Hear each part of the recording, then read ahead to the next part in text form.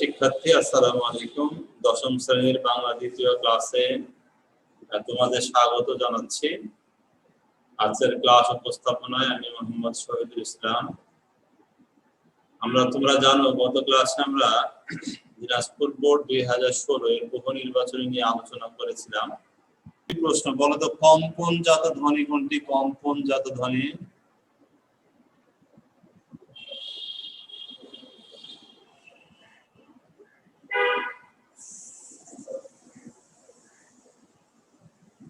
পারার কথা যে অপশন দেওয়া যাবে? আচ্ছা, অপশন দিচ্ছি। র, ঢয় বিন্দু র, ঢয় বিন্দু র এবং তালব্য স। রয় বিন্দু র হয় নাই। ঢয় বিন্দু র এবং ঢয় বিন্দু র এটা হচ্ছে তাড়নজাত ধ্বনি, কারণ জিহ্বা উচ্চারণ করার সময় জিহ্বার মধ্যে একটা তাড়না সৃষ্টি হয়। র র উচ্চারণ করলে জিহ্বা কম্পিত হয়, বারবার কম্পনের সৃষ্টি হয়। এই কারণে রকে বলা হয় কম্পনজাত ধ্বনি। প্রভাতে সূর্য উঠলে, অন্ধকার সূর্য উঠলে সবাই জেগে ওঠে। এখানে উঠলে কোন ধরনের ক্রিয়া?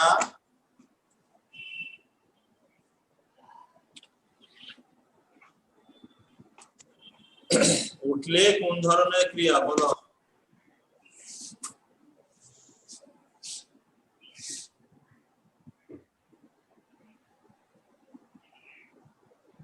এই যে উঠলে সমান সমান উঠলে,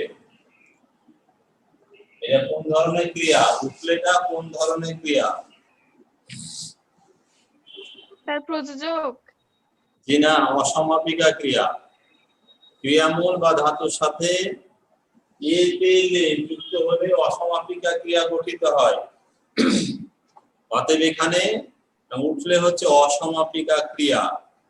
আজকে আমাদের আলোচনার বিষয় যে আমরা বোর্ড থেকে বিভিন্ন বোর্ড নিয়ে আলোচনা হলো। আমরা দেখতে পেয়েছি বোর্ড প্রশ্নগুলোর মধ্যে এক ধরনের মিল রয়েছে। তো আমরা আজকে থেকে আলোচনা যেটা শুরু হবে সেই বিষয়টি হচ্ছে তোমাদের ক্যাডেট কলেজ। আমরা ক্যাডেট কলেজ নিয়ে আজকে আলোচনা করব। তাহলে আজকে আমাদের আলোচনার বিষয় পাবনা ক্যাডেট কলেজ। যে প্রশ্নগুলো 2019 সালের টেস্ট পরীক্ষায় ছিল সেই প্রশ্নগুলো নিয়ে আলোচনা করব। প্রথম প্রশ্ন আছে, নিচের কোনটি প্রগত স্বরসংগতির উদাহরণ? তাহলে চারটি অপশন আছে, এখান থেকে আমাদের একটু বের করে নিতে হবে।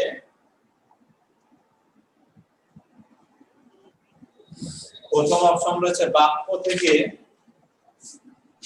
বাক্য,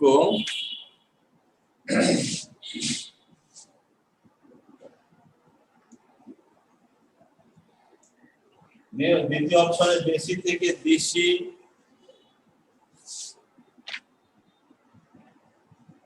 মূলা থেকে মূল,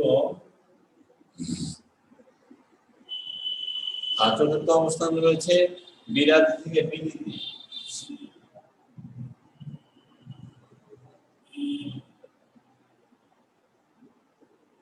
আমাদের আগে বুঝতে হবে যে আমরা জানি যে একটি স্বরধ্বনির প্রভাবে যদি আরেকটি স্বরধ্বনি পরিবর্তিত হয় তখন তাকে বলা হয় স্বরসংগতি।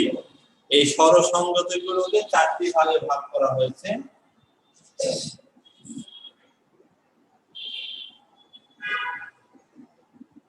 স্বরসংগতিকে চারটি ভাগে ভাগ করা হয়। একটা হচ্ছে প্রগত স্বরসংগতি,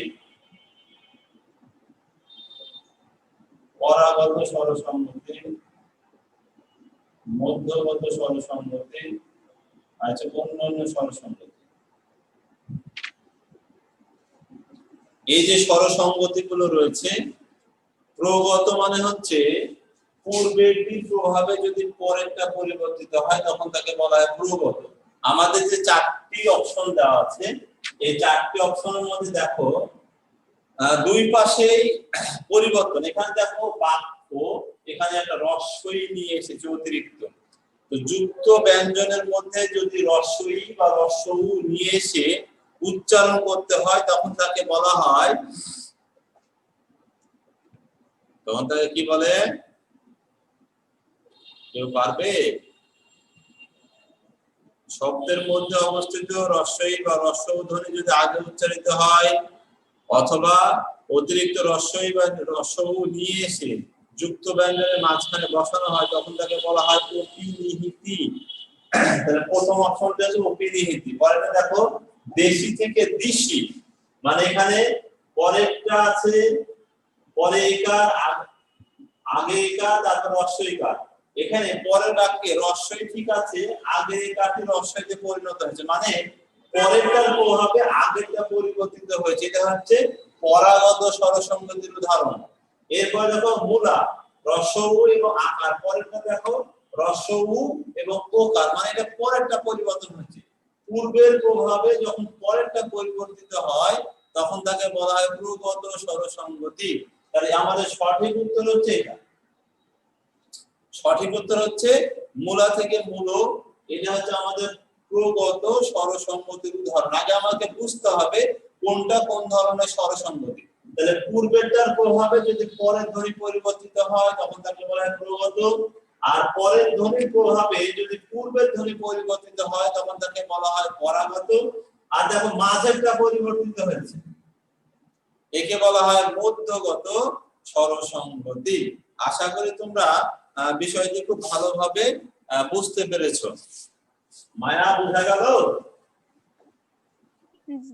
জি স্যার। এরপরে যদি এরকম প্রশ্ন আসে আমাদেরকে একটু দেখে বুঝে উত্তর দিতে হবে। আমরা যদি নিয়মগুলো জানি তাহলে খুব সুন্দর করে সহজেই কিন্তু এগুলোর উত্তর করতে পারবো, তাছাড়া কিন্তু পারবো না। আর যদি আমার নিয়ম না জানা থাকে তাহলে কিন্তু অনেক সময় আমাদের পক্ষে উত্তরটা দেয়া কঠিন হয়ে পড়বে, আমার আন্দাজের উপরে উত্তর দিতে হবে। 2 নম্বর যে উত্তরটি আছে আমাদের এখন প্রশ্ন আছে,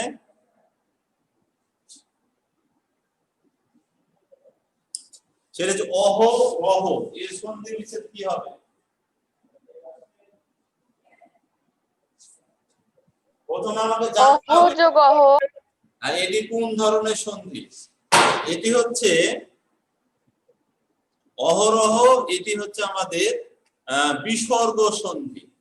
তো র মূলত আসে বিসর্গের পরিবর্তে, র, এই র ধ্বনিটি আসে বিসর্গের পরিবর্তে। যেখানে র আছে এখান থেকে আমাকে বিসর্গ, র এর পরিবর্তে একটা বিসর্গ নিয়ে আসতে হবে। এরপরে যদি র এর সাথে কোনো স্বরধ্বনি যুক্ত থাকে তাহলে সেই স্বরধ্বনিকে পূর্ণ রূপে লিখতে হবে। যেহেতু এখানে র এর সাথে কোনো স্বরধ্বনি যুক্ত নেই, অতএব এখানে একটি স্বরে অ হবে। অহ যোগ অহ সমান সমান অহরহ। এটা হচ্ছে আমাদের নিয়ম। যদি শব্দের মধ্যে র ধ্বনি থাকে এবং তার সন্ধি বিচ্ছেদ করতে আসে তাহলে মনে করতে হবে সেটি বিসর্গ সন্ধি। যেমন আরেকটি উদাহরণ দিতে পারি তোমাকে,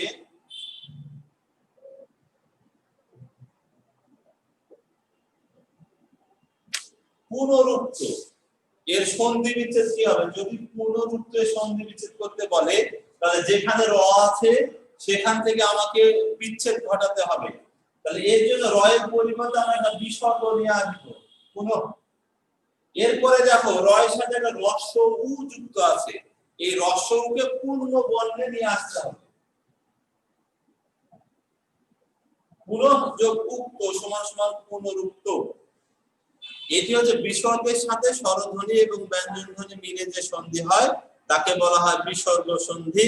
এই বিসর্গ সন্ধি দুই ভাবে সাধিত হয়, একটা বিসর্গের সাথে স্বরধ্বনি আর একটি বিসর্গের সাথে ব্যঞ্জন ধ্বনি।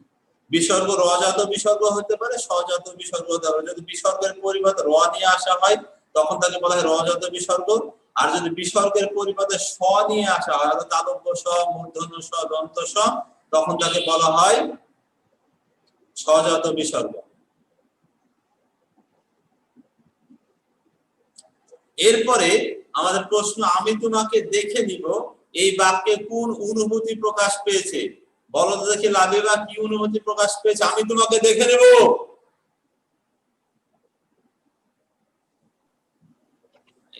এটা হচ্ছে মানুষের ক্রোধ, ক্রোধ প্রকাশ করছে, ক্রোধ। অর্থাৎ আমি রেগে আছি, আমি রেগে গিয়ে তাকে বললাম যে আমি তোমাকে দেখে নিব, সঠিক উত্তর হচ্ছে ক্রোধ। ঈষৎ রক্তিম সমান সমান আরক্তিম ব্যাস বাক্যের কোন সমাসের উদাহরণ? তাহলে ঈষৎ রক্তিম সমান সমান বলা হচ্ছে আরক্তিম। এটি কোন সমাসের উদাহরণ? আমাদেরকে বুঝতে হবে আমরা যেখানে প্রথমে পূর্ব পদে ঈষৎ আছে, এই ঈষতের পরিবর্তে একটি অব্যয় ব্যবহার করেছি আ। যদি পূর্ব পদে অব্যয় যুক্ত হয় তখন তাকে বলা হয় অব্যয়ীভাব সমাস। তাহলে এই অব্যয়গুলো বিভিন্ন অর্থে ব্যবহৃত হয়। এখানে আ অব্যয়টি ঈষৎ অর্থে বসেছে এবং এই অর্থ দিয়ে মূলত ব্যাস বাক্য তৈরি করতে হয়। তাহলে ঈষৎ অর্থে আমরা আ অব্যয়টি যুক্ত করেছি, যুক্ত করে ব্যাস বাক্য তৈরি করা হয়েছে। যখন পূর্ব পদের অর্থ মানে অব্যয়ের অর্থটি প্রধান রূপে প্রতীয়মান হয় তখন তাকে বলা হয় অব্যয়ভাব সমাস এবং অব্যয়ভাব সমাসের পূর্ব পদের প্রধান। অতএব এটি অব্যয়ভাব সমাসের উদাহরণ। গায়ে পড়া, গায়ে পড়া ব্যাস বাক্যটি কোন সমাসের উদাহরণ? গায়ে পড়া সমান সমান গায়ে পড়া। তাহলে আমরা বুঝতে পারছি, দেখো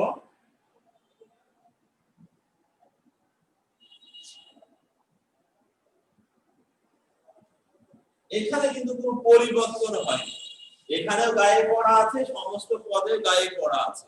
তাহলে দুইটার মধ্যে তো ব্যাস বাক্যের সমস্ত পদের কোনো পরিবর্তন নাই। অর্থাৎ ব্যাস বাক্যের মধ্যে যে একার ছিল সপ্তমী বিভক্তি, সেই সপ্তমী বিভক্তিটি আছে। তাহলে বোঝা যাচ্ছে যে নিপাতনে এটাকে বলা হচ্ছে অলুক সমাস এবং এতে তৎপুরুষ সমাসের উদাহরণ। তাহলে অলুক তৎপুরুষ সমাসের উদাহরণ। অর্থাৎ এটা সপ্তমী বিভক্তি আছে, সপ্তমী অলুক তৎপুরুষ সমাসের উদাহরণ আমরা বুঝতে পারছি। উপসর্গের প্রভাবে যেটি কখনোই ঘটে না, চারটি অপশন দেওয়া আছে। এর মধ্যে অর্থের পূর্ণতা সাধন হয়, অর্থের দ্ব্যর্থকতা, দ্ব্যর্থকতা শব্দের অর্থ হচ্ছে দুইবার উচ্চারণ। একটা উপসর্গ যুক্ত করলে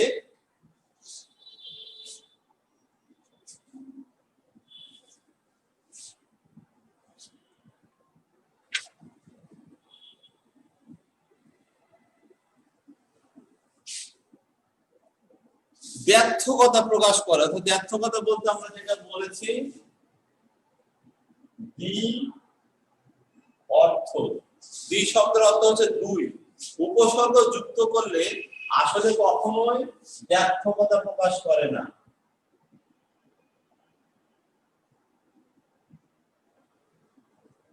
দ্বি অর্থ প্রকাশ করে না, দুইটি অর্থ প্রকাশ করে না। অতএব এটি হচ্ছে সঠিক উত্তর। এছাড়া যে অপশনগুলো দেওয়া আছে, অর্থের সংকোচন সাধন করে, অর্থের সম্প্রসারণ ঘটায়, অর্থের পূর্ণতা সাধন করে, এগুলো সবই উপসর্গের কাজ। পরের প্রশ্ন, সলাদ শব্দটিতে যে উপসর্গ যুক্ত হয়েছে সেটি কি? তো সলাদ শব্দ আমরা বুঝতে পারছি স উপসর্গ যুক্ত হয়েছে। এই স উপসর্গটি হচ্ছে বাংলা। সলাদ শব্দে স উপসর্গ যুক্ত হয়েছে এবং সেই স উপসর্গটি হচ্ছে বাংলা উপসর্গ। পরের প্রশ্ন, হাপিত্যে শব্দটিতে যে উপসর্গ যুক্ত হয়েছে, এখানেও কিন্তু হাপিত্যে শব্দে হা উপসর্গ যুক্ত হয়েছে এবং সেটিও বাংলা উপসর্গ। কোন শব্দটিতে বিদেশি উপসর্গ রয়েছে? এখানে চারটি উপসর্গ শব্দ আছে। একটি হচ্ছে আরক্ত, তারপরে রয়েছে উৎপীড়ন, বেকায়দা, উপনয়ন।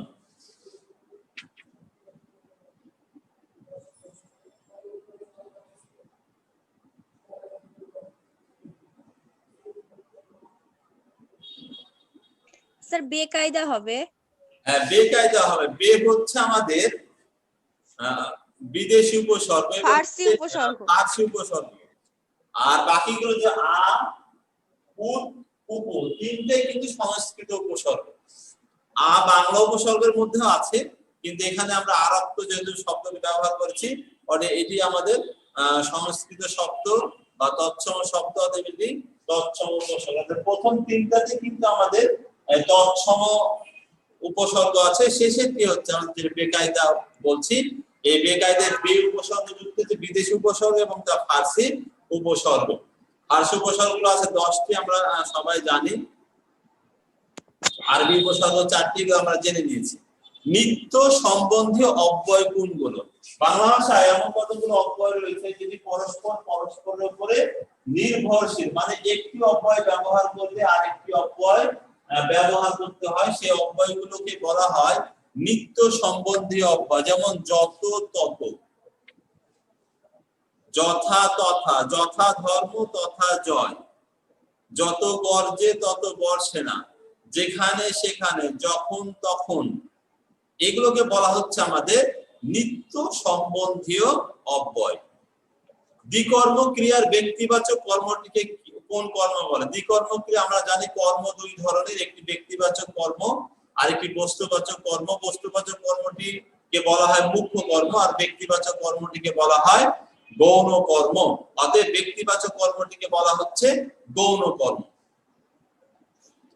পরে সোনার তরী বিষের বাসি, এগুলো কোন শ্রেণীর বিশেষ্য পদ? তাহলে সোনার তরী এবং বিষের বাসি, এটা কিন্তু নাম বোঝাচ্ছে, নাম। এটা কি ধরনের নাম, কিসের নাম? সোনার তরী বিষের বাসি, বলতে দেখি একজন, কিসের নাম এগুলো?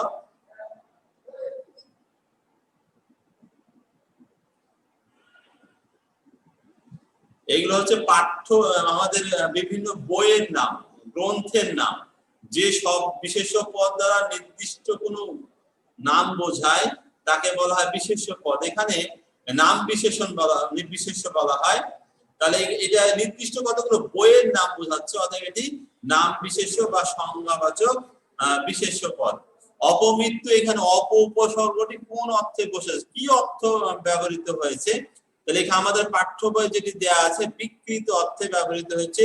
অনুজ্ঞায় কে প্রায় উজ্জ্ব থাকে, অনুজ্ঞা সূচক একটি বাক্য বলতে হবে। একজন বলো দেখি অনুজ্ঞা সূচক বাক্য, একটা অনুজ্ঞা সূচক বাক্য বলো।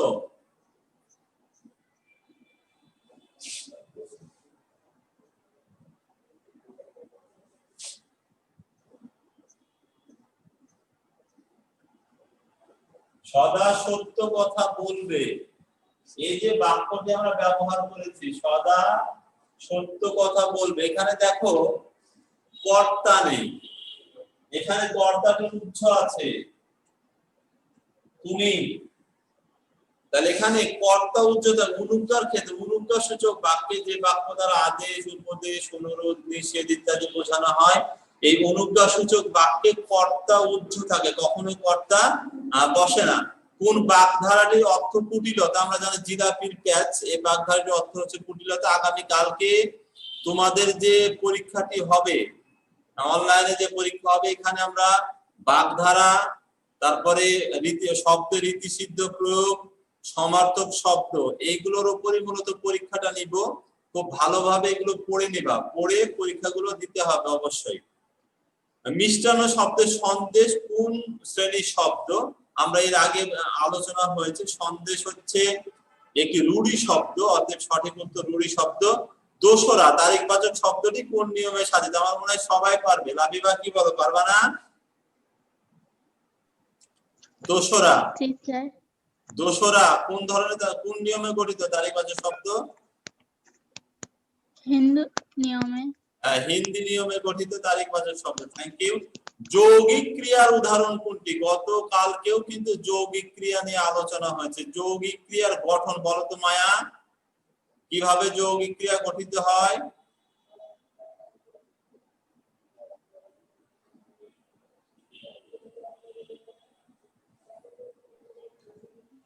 স্যার পারবো, একটু দাঁড়ান। আচ্ছা দাঁড়িয়ে আছে, বলেন। সন্ধি, উপসর্গ, সমাস ও প্রত্যয় যোগে যৌগিক শব্দ গঠিত হয়। যৌগিক শব্দের কথা বলিনি, যৌগিক ক্রিয়া কিভাবে গঠিত হয় এটা বলেছি। তাহলে পারবো না। গতকালকের ক্লাসে আলোচনা হয়েছিল একটি অসমাপিকা এবং একটি সমাপিকা নিয়ে যৌগিক ক্রিয়া গঠিত হয়। তাহলে এমন একটি ক্রিয়াপদ দেখাতে হবে যেখানে যৌগিক একটি অসমাপিকা ক্রিয়া এবং একটি সমাপিকা ক্রিয়া রয়েছে। উদাহরণগুলো দেখো, দুধ, দই, বাসি হলে টকে, এখানে হলে ক্রিয়াপদ আছে, যে সমাপিকা ক্রিয়া বোঝাচ্ছে। তারপরে এখন বললাই যাও, মিশ্র ক্রিয়া। মাথা ঝিমঝিম করছে, এটাও মিশ্র ক্রিয়া। ঘটনাটা শুনে রাখো, এই যে শুনে রাখো, এখানে শুনে অসমাপিকা ক্রিয়া, রাখো সমাপিকা ক্রিয়া, তাহলে দুইটা মিলে একটি ক্রিয়াপদ গঠন করেছে। অতএব সেটি হচ্ছে, এটি আমাদের যৌগিক ক্রিয়ার উদাহরণ। এবং ঘটনাটা শুনে রাখো, এই ক্রিয়া, যৌগিক ক্রিয়াটি মূলত তাগিদ দেয়া অর্থে ব্যবহৃত হয়েছে। ওকে বলাও যা না বলাও তা। এখানে ও অব্যয়টি কি অর্থে ব্যবহৃত হয়েছে? ও অব্যয়টির তুলনায় ব্যবহার করা হয়েছে যেখানে বাঘের ভয় সেখানে সন্ধে হয়।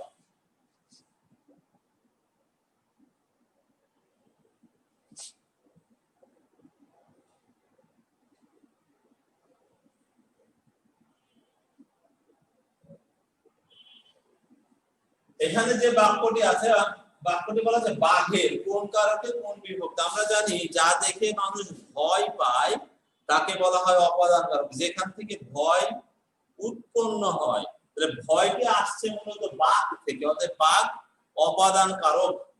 এটি অপাদান কারকের ষষ্ঠী বিভক্তি, কারণ বাঘ যোগ এর সমান সমান বাঘের। এটি অপাদান কারকের ষষ্ঠী বিভক্তির উদাহরণ। পরের প্রশ্ন, লাঙ্গলে জমি চাষ করা হয়, লাঙ্গলে কোন কারকে কোন বিভক্তি? কর্তা যে উপকরণ দ্বারা যে উপায়ে যে যন্ত্র ব্যবহার করে ক্রিয়া সম্পাদন করে তাকে বলা হয় করণ কারক। এখানে লাঙ্গল দিয়ে জমি চাষ করা হয়, অর্থাৎ লাঙ্গল হচ্ছে একটি উপকরণ, অতএব এটি করণ কারকের সপ্তমী বিভক্তি। কোন বাক্যে অনন্যই অব্যয় ব্যবহার করেছে? বাংলা ভাষায় এমন কতগুলো অব্যয় রয়েছে যে অব্যয়গুলো ব্যবহার আমরা বিভিন্ন ভাব প্রকাশের ক্ষেত্রে ব্যবহার করে থাকি, কিন্তু এগুলো মূল বাক্যের সাথে সম্পর্কিত না। অনন্যই মানে অন্যয় নাই, সম্পর্ক নাই, অতএব তাকে বলে অনন্যই অব্যয়। বাহ কি সুন্দর পাখি, এটি বাহ এই অব্যয়টি আমরা ব্যবহার না করলেও চলতো, অতএব এটা অনন্যই অব্যয়। মুক্ত এর প্রকৃতি প্রত্যয় কি? মুক্ত এর প্রকৃতি প্রত্যয় হচ্ছে মুচ যোগ ক। যদি প্রকৃতির শেষে চ থাকে, প্রকৃতির শেষে যদি চ থাকে এবং প্রত্যয় কত প্রত্যয় যদি যুক্ত হয়, চটি লোপ পেয়ে যাবে, এবং অথবা চ এর পরিবর্তে আমরা ক ব্যবহার করব। তো আমরা জানি কত প্রত্যয় যুক্ত হলে ক ইত হয়ে যায়, ত থাকে। একই ভাবে কিন্তু আমাদের এই এখানে ক ইত হয়ে গেলে থাকবে শুধু ত, আর আমরা চ এর পরিবর্তে ক নিয়ে আসবো। মুচ যোগ কত সমান সমান মুক্ত। এটি হচ্ছে কত প্রত্যয় যুক্ত হওয়ার নিয়ম। গোটা দেশটাই গোটা পাঁচে পেয়ারা নিয়ে আসো। এখানে গোটা পাঁচে, গোটা একটি পদাশ্রিত নির্দেশক। এই পদাশ্রিত নির্দেশকটি ব্যবহার হলে অনির্দিষ্টতা প্রকাশ করে থাকে। বক্তার প্রত্যক্ষ উক্তি কোন বিরাম চিহ্নের অন্তর্ভুক্ত থাকে? আমরা জানি বক্তার প্রত্যক্ষ উক্তিটি উদ্ধরণ চিহ্নের অন্তর্ভুক্ত থাকে। কোন শব্দ দুটি কেবল জন্তুর বহুবচনে ব্যবহার করা হয়? পাল এবং জুট, এই দুটি আমাদের শব্দ আছে, পাল এবং জুট। এই শব্দ দুটি আমাদের জন্তুর বহুবচনে ব্যবহৃত হয়ে থাকে। পরের প্রশ্ন আছে, মৌলিক ধাতুর সাথে আপত্যয় যুক্ত হয়ে কোন ধাতু গঠিত হয়? মৌলিক ধাতুর সাথে আপত্যয় যুক্ত হলে সাধিত ধাতু গঠিত হয়, কিন্তু এখানে সাধিত ধাতু নেই, আছে ভাগগুলো। অর্থাৎ সাধিত ধাতুর যে প্রকারভেদ আছে সেই প্রকারভেদ গুলো আছে। এখানে সাধিত ধাতুকে তিনটি ভাগে ভাগ করা হয়, কি নাম ধাতু, বিশেষ্য পদ, বিশেষণ পদ, অব্যয় পদের পরে যদি আপত্যয় যুক্ত হয় তাকে বলা হয় নাম ধাতু।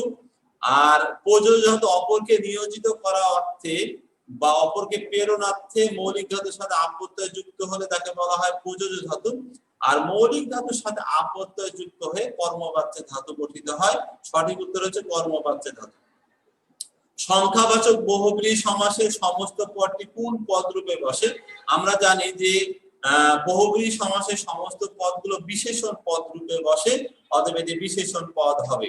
মরা দাহ শব্দটি কোন দোষে দুষ্ট? মরা, এটি হচ্ছে বাংলা শব্দ, এটি সংস্কৃত শব্দ। তো বাংলা শব্দের সাথে যদি সংস্কৃত শব্দকে মেশানো হয় তখন তাকে বলা হচ্ছে গুরু চণ্ডালী দোষ। অতএব মরা দাহ এটি গুরু চণ্ডালী দোষে দুষ্ট। অতএব সব মরা, অর্থাৎ বাংলা শব্দের সাথে বাংলা শব্দ মিশিয়ে তৈরি করতে হবে, আর না হলে তৎসম শব্দের সাথে তৎসম শব্দ যুক্ত করে ব্যবহার করতে হবে, তাহলে সেটি সঠিক হবে। সর্বশেষ প্রশ্ন, আগ্রহ অর্থে নিচের কোনটি বোঝায়? চারটি অপশন আছে, এটা রীতিসিদ্ধ প্রয়োগ, শব্দের রীতিসিদ্ধ প্রয়োগ নিয়ে আজকে আলোচনা। আগ্রহ অর্থে কোনটি বসেছে? আগ্রহ বোঝাতে এখানে দেখো মাথা ব্যথা, মাথা দেওয়া,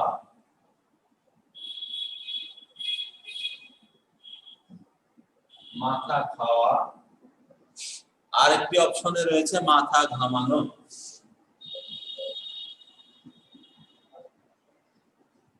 এই চারটি অপশন রয়েছে। এই চারটি অপশনের মধ্যে মাথা ঘামানো শব্দটি বসে ভাবনা করা অর্থে, মাথা খাওয়া মানে শপথ করা, মাথা দেওয়া মানে দায়িত্ব নেওয়া। তাহলে এই তিনটি অপশনে কিন্তু মাথা শব্দ আছে, যেটা রীতিসিদ্ধ প্রয়োগ। মাথা শব্দটি যদি মাথা অর্থে আবিধানিক অর্থে না বসে ভিন্ন অর্থে ব্যবহার করা হয় তখন তাকে বলা হয় শব্দের রীতিসিদ্ধ প্রয়োগ। এখানে মাথা ব্যথা, এই ব্যথা মানে হচ্ছে রোগ না, কিন্তু এখানে মাথা ব্যথা শব্দের অর্থ হচ্ছে আগ্রহ, অর্থাৎ এই বিষয়ে আমার কোনো মাথা ব্যথা নেই, মানে আমার কোনো আগ্রহ নেই। এইভাবে সুন্দরভাবে কিন্তু আমাদের এটাকে বুঝতে হয়, তারপরে আমরা মূলত এভাবে নিয়ন্ত্রণ করে থাকি। ঠিক আছে?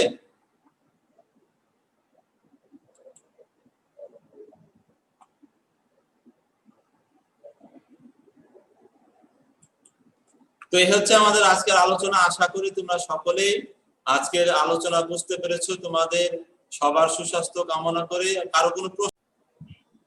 আচ্ছা, ভালো, আলহামদুলিল্লাহ।